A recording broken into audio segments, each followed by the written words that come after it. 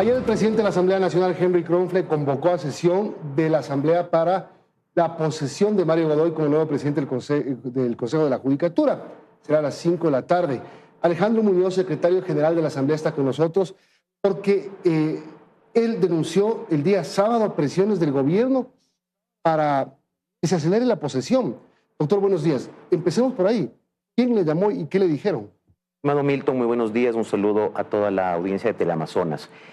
Sí, bueno, el día sábado, en horas de la tarde, tanto la prosecretaria general de la Asamblea como yo como secretario, recibimos llamadas de un asesor de la bancada de gobierno intimidándonos, indicando que por pedido del viceministro de gobierno tendríamos que hacer caso a un oficio de parte del vicepresidente de la Asamblea, Egner Recalde, para convocar con el orden del día que él ponía en su oficio, y que caso contrario de no convocar de acuerdo a lo establecido por el segundo vicepresidente, iban a activar mecanismos de destitución para el secretario general.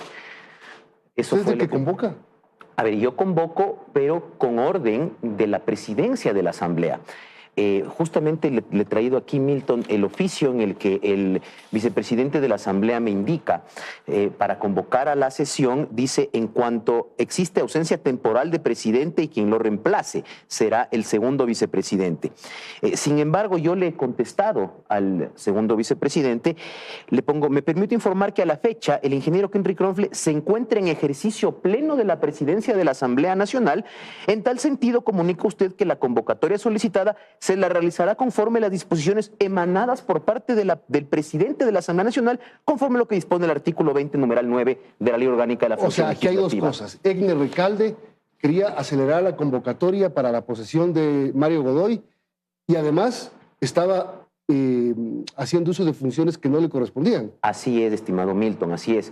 Primero querían hacerla para el día lunes, a pesar de que inclusive yo como secretario el día jueves, ante los medios de comunicación en la Asamblea Nacional, les comenté que una vez que nos llegue el pedido de posesión por parte del Consejo de Participación Ciudadana, íbamos a convocar para el día martes, es decir, ya estaba establecido que iba a ser el día martes, como finalmente se ha convocado. ¿Cuándo Egner Recalde le envía ese oficio a usted? A mí este oficio me lo envía el día sábado en la mañana, yo se lo contesto el sábado en la tarde, le digo: usted no está encargado de la presidencia, no existe ausencia, el presidente Kronfle está en pleno ejercicio de la presidencia y por tanto se convocará con las disposiciones emanadas por el presidente. Tanto es así que en la convocatoria que se emitió para el día martes 16 de julio a las 17 horas, quien convoca es el ingeniero Henry Kronfle Joshaya, presidente de la Asamblea Nacional en ejercicio de sus funciones. ¿Y a qué hora le llaman a usted el sábado? A mí me llamaron aproximadamente a las 4:30 de la tarde. ¿Y usted conoce al asesor que le llamó? Yo lo conozco. ¿Se puede saber el nombre? Vean, no lo quiero dar porque nos conocemos de hace muchísimo tiempo, yo he trabajado en la Asamblea ya algún tiempo, y él, claro, lo hace como me dijo: mira, no te llamo porque yo lo quiero hacer, te llamo bajo pedido del viceministro de gobierno. Entonces no quisiera dar el nombre porque finalmente... Bajo el viceministro de gobierno, Esteban Torres. Esteban Torres, así es. Y era una especie de amenaza. Claro, me dice que donde yo no haga caso a lo dicho por Egner Recalde, van a proceder a buscar mi destitución como secretario general de la Asamblea, a pesar de que, como usted mismo lo dijo, Milton, yo como secretario únicamente cumplo las disposiciones que me da el presidente de la Asamblea, no está en mi potestad convocar. ¿Usted le contestó eso? Y yo le contesté, por supuesto, eso, y le dije que, en primer lugar, no íbamos como Asamblea a aceptar intromisiones por parte del gobierno para manejar la agenda del Parlamento y que nosotros convocaríamos conforme establece la Constitución y la ley. Es decir, en los tiempos que nos establece la Carta Magna y bajo las disposiciones del presidente Kronfle, ¿no? del vicepresidente Recalde. ¿Usted le contó esto el mismo sábado a Henry Kronfle? Por supuesto, yo de inmediato, ni bien recibí esta llamada, lo primero que hice fue ponerme en contacto con el presidente Kronfle y le dije: me parece muy grave que desde el Ejecutivo se quiera entrometer en las funciones del Estado, en otra función del Estado, en este caso el primer poder del Estado, la Asamblea Nacional, y obviamente recibí todo el apoyo de él y me dijo: eso tienes que comunicarlo, porque donde tú no lo comunicas, pues va a quedar ahí. Esto hay que denunciar, ¿no es cierto?, al país, la intromisión por parte del Ejecutivo en el Legislativo. Ahora, Kronfle no estaba aquí, o no está aquí todavía. Bueno, él estaba en Nueva York, recibiendo un premio por parte de la comunidad internacional en el Parlamento de Latinoamérica, pero está en pleno ejercicio de las funciones, O sea, no ha dejado encargado. A recibir un premio, pero no encargó la presidencia. No encargó la No presidencia. tenía la obligación de hacerlo. No, porque además está también compareciendo como presidente. La comunidad migrante lo pidió recibir a él como presidente de la Asamblea, obviamente para establecer una serie de quejas que se tienen por parte de los migrantes que no están siendo atendidos por el consulado y por la Cancillería, y obviamente él en su calidad de presidente también representa a esos migrantes que están afuera del Ecuador. A usted no le debería corresponder analizar las razones de por qué, pero cuando le amenazan a usted de que incluso lo buscarían destituir, sí me atrevo a preguntarle de qué sospecha, por qué la presión. Usted mismo el jueves dijo que el martes se posicionaría, entonces no había apuro. Lo que hacen aquí es cometer un error, como se dice en el tenis, no forzado. Sí, estoy de acuerdo. La verdad es que, como mismo lo que le había comentado, nosotros establecimos conforme la Constitución que íbamos a convocar para el día martes, pero realmente existió una presión y un apuro, inclusive a través de redes sociales, recibí a través de troles mucha presión indicándome que yo de no convocar a la Asamblea estaría cometiendo un delito de impedir que se reúna la Asamblea Nacional, es decir, una presión muy fuerte. Ahora le pregunto yo, ¿alguien del sector del correísmo a usted le presionó para que se convoque a la sesión? Y le pregunto esto, no es por fregar con el correísmo, sino que lo que se dijo es que, además lo que se evidenció, es que el señor Godoy había tenido una relación con el correísmo. Entonces, lo que uno puede pensar es a quien le interese que se posesione rápido antes de que se resuelva algún recurso, es al correísmo. A Milton, le voy a ser muy honesto, no he recibido ninguna presión por parte de la bancada de Revolución Ciudadana. Por el contrario, muchos de sus asambleístas me han escrito y me han llamado para solidarizarse ante esta amenaza, pero no he recibido ninguna presión de ellos, no le voy a mentir. O sea, que se puede decir que el señor Godoy no es correísta, sino oficialista. Sí, o sea, parecería, la presión, como le digo, ha venido de parte del Ejecutivo. Ellos son los que están con la premura de que se realice esta posesión lo más rápido posible. Ahora, ¿no era mejor? El presidente del Consejo de Participación, Andrés Fantoni, el viernes presentó un recurso ante la Corte Constitucional. No se ha pronunciado. ¿No hubiese sido mejor no convocar a la posesión hasta que la Corte se pronuncie? Porque ¿qué tal que la Corte se pronuncie pidiendo que se revea la elección? Bueno, este recurso que ha presentado el Consejo de Participación Ciudadana tiene efecto devolutivo, que es lo contrario al efecto suspensivo, es decir, no suspende el proceso.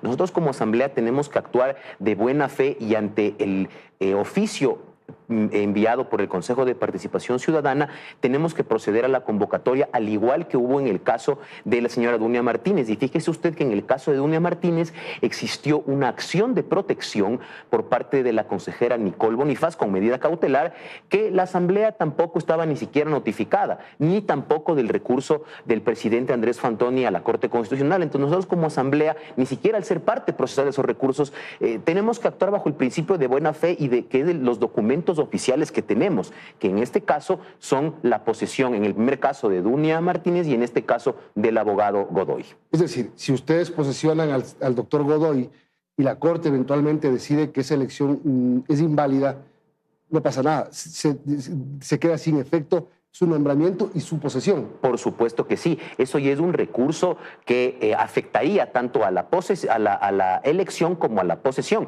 Pero nosotros como Asamblea, ya le digo, ni siquiera estamos notificados de ese proceso y no podemos esperar a que se resuelva, sino que tenemos que actuar conforme establece la Constitución y el oficio que tenemos enviado por el Consejo. Doctor, este incidente que ocurrió el fin de semana, además nos estamos acostumbrados a incidentes los fines de semana, agrava la pugna entre Ejecutivo y Legislativo.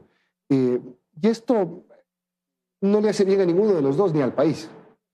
Sí, o sea, realmente es preocupante esta forma de ejercer el poder. Parece que la nueva política tiene muchos vicios de la vieja política. Esto de llamar a intimidar, de llamar a amenazar a través de emisarios, no corresponde a lo que los ecuatorianos desean, que es una relación de gobernabilidad que favorezca los intereses ciudadanos, como fue en los primeros meses de este nuevo periodo presidencial y de asamblea, en donde la asamblea aprobó 5 leyes económicas urgentes, donde se trabajó en conjunto con el gobierno, pero ahora realmente pues esa relación se ha fracturado. Y evidentemente el mayor perjudicado es el pueblo ecuatoriano. Fíjese usted que la Asamblea ha aprobado en los últimos meses leyes muy importantes que han sido vetadas totalmente por el Ejecutivo. Este tema de la enmienda que da paso a los vetos totales, agravó esta tensión.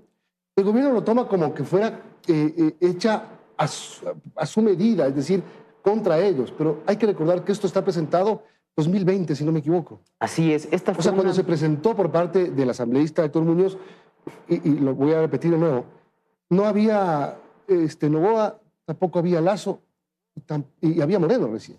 Así es. Mire, el trámite de reformas constitucionales en la Asamblea Nacional, cuando se da una solicitud, tiene que esperarse un año para el segundo debate. Cuando se presentó esta enmienda, el presidente era Lenín Moreno y no se sabía que luego iba a ganar Guillermo Lazo, que el gobierno de Guillermo Lazo iba a terminar con muerte cruzada y que lo iba a ganar Daniel Noboa. Es decir, resulta absolutamente claro que esta enmienda constitucional no tiene una dedicatoria, sino lo único que buscaba era equilibrar las relaciones de poder entre el Ejecutivo y el Legislativo. Recordemos que nuestra Constitución ha sido tildada por muchos académicos como una Constitución hiperpresidencialista, y obviamente una enmienda en este sentido lo que buscaba precisamente era equilibrar esas relaciones de poder. ¿Y no salió lo contrario, hiperpresidencialista?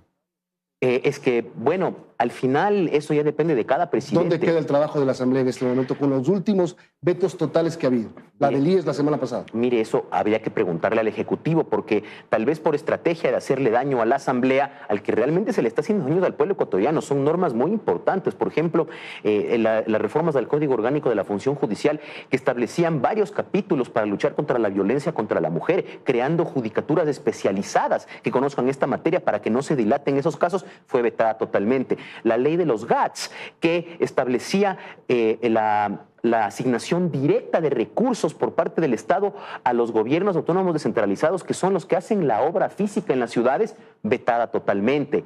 A pesar de que la Constitución establece que tiene que ser una asignación directa, es decir, una violación a la Constitución. Ahora últimamente la ley del IES, que lo que buscaba era la estabilidad de la caja, protegiendo los dineros de los afiliados y jubilados que son realmente los dueños de los dineros del IES. Pues no, este es otro gobierno más que le gusta utilizar el dinero del IES como caja chica, y obviamente se ha vetado nuevamente esta ley, perjudicando nuevamente a los más vulnerables del Ecuador. Muchas gracias, Alejandro Muñoz, secretario general de la Asamblea Nacional. Tema muy delicado el que acaba de contarnos. Vamos a hacer una pausa y regresamos para conversar con el alcalde de Puerto Viejo.